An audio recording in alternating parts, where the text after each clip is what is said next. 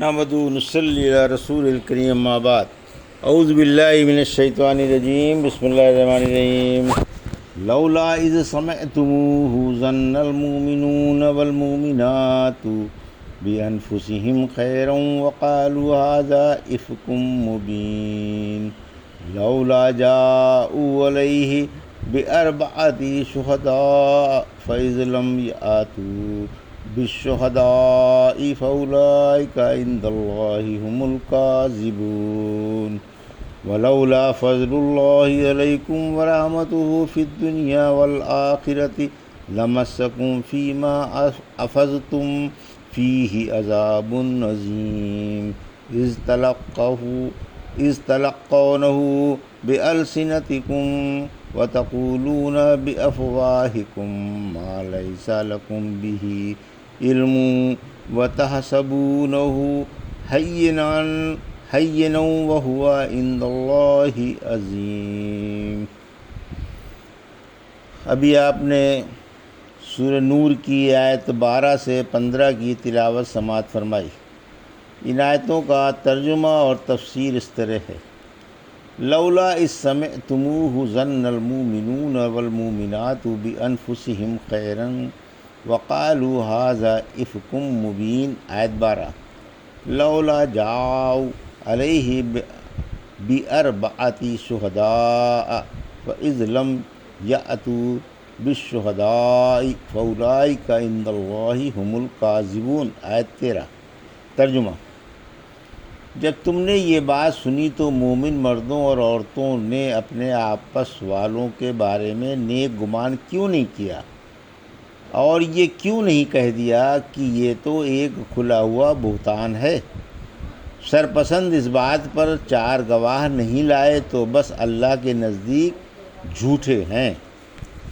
یہ تھا ترجمہ سورہ نور کی آیت 12-13 کا۔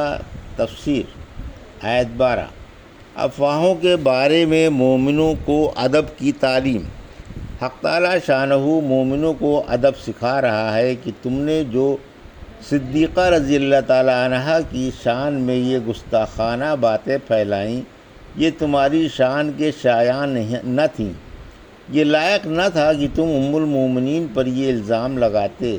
جب تم نے ام المومنین کی شان میں یہ گستاخانہ الزام سنا تھا تو ایمان والے مردوں اور عورتوں نے اپنے اوپر قیاس کیوں نہیں کر لیا کہ جب یہ شرمناک فعل ان کے لائق نہیں تو ام المومنین کے لائق تو بدرجہ اولیٰ نہ ہوگا۔ کہا جاتا ہے کہ یہ آیت ابو ایوب خالد بن زید انصاری کے اور ان کے گھر والی کے بارے میں اتری۔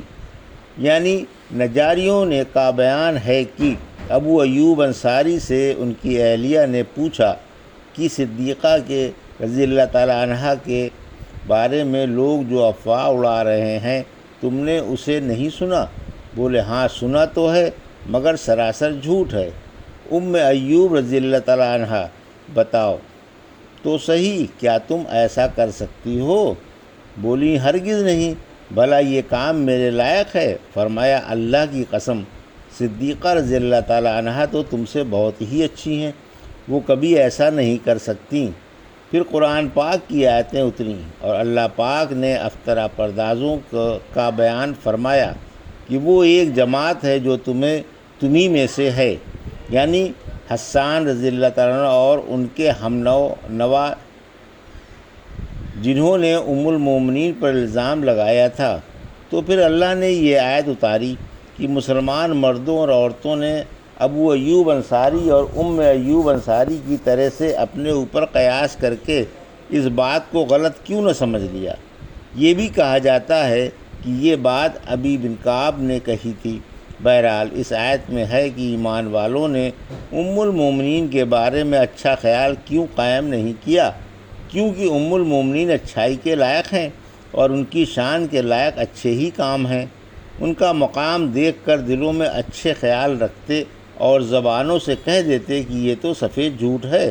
علاوہ ازیں واقعے کی نوعیت بھی یہی بتا رہی ہے کہ آپ بے گناہ ہیں، کیونکہ ام المومنین صفوان کی سواری پر سوار ہو کر دن میں دوپہر کے وقت لشکر میں پہنچیں جس کا مشاہدہ تمام لشکر نے کیا اور رحمت عالم صلی اللہ علیہ وسلم بھی موجود تھے۔ اگر شک والی بات ہوتی تو اس طرح کھلے بندوں بھرے مجمع میں کیسے آتے؟ ایسا معاملہ دن دہاڑے تو ہوا نہیں کرتا۔ ایسی کوئی بات ہوتی تو چپکے سے لشکر میں شامل ہو جاتے۔ اس سے معلوم ہوا کہ بات قطعی بے بنیاد اور جھوٹی ہے۔ آیت 13۔ اگر یہ سچے ہوتے تو کیا اپنی بات کے ثبوت میں 4 گواہ پیش نہیں کرتے؟ جب ان کے پاس کوئی گواہ بھی نہیں تو یہ سراسر جھوٹے اور فتنہ پرداز ہیں، فاسق و فاجر ہیں اور شریعت کی روح سے جھوٹ بول رہے ہیں۔ وَلَوْلَا فَضْلُ اللَّهِ عَلَيْكُمْ وَرَحْمَتُهُ فِي الدُّنْيَا وَالْآخِرَةِ لَمَسَّكُمْ فِي مَا أَفَضْتُمْ فِيهِ عَذَابٌ عَظِيمٌ۔ آیت 14۔ اِذْ تَلَقَّوْنَهُ بِأَلْسِنَتِكُمْ وَتَقُولُونَ بِأَفْوَاهِكُمْ مَا لَيْسَ لَكُمْ بِهِ عِلْمٌ وَتَحْسَبُونَهُ هَيِّنًا وَهُوَ عِندَ اللَّهِ عَظِيمٌ۔ آیت 15۔ ترجمہ: اگر تم پر دنیا اور آخرت میں اللہ کا فضل و کرم نہ ہوتا تو تم جس بات میں گھسے ہوئے تھے اس میں یقیناً تم کو بہت بڑا عذاب پہنچتا۔ جب تم یہ بات اپنی زبانوں سے لے رہے تھے اور منہ سے وہ بات بول رہے تھے جس کی تم کو خبر نہ تھی اور اسے ایک معمولی سی بات سمجھ رہے تھے، حالانکہ وہ اللہ کے نزدیک بہت ہی بڑی بات ہے۔ یہ تھا ترجمہ آیت 14 اور 15 کا۔ تفسیر آیت 14۔ مسلمانوں پر اللہ کا فضل و کرم ہے۔ اے صدیقہ رضی اللہ تعالیٰ عنہ کے بارے میں چرچا کرنے والوں، اگر تم پر دنیا اور آخرت میں اللہ کا فضل و کرم نہ ہوتا کہ اس نے اپنی مہربانی سے تمہیں توبہ کی توفیق بخشی، دنیا میں تمہاری توبہ قبول فرما لی اور تمہارے ایمان و دین کی وجہ سے تم کو آخرت میں معاف کر فرما دیا، تو تم یقیناً ایک سخت و خطرناک عذاب میں گرفتار کر دیے جاتے اور اس بہتان کی وجہ سے تم پر اللہ کا غصہ بھڑک اٹھا ہوتا۔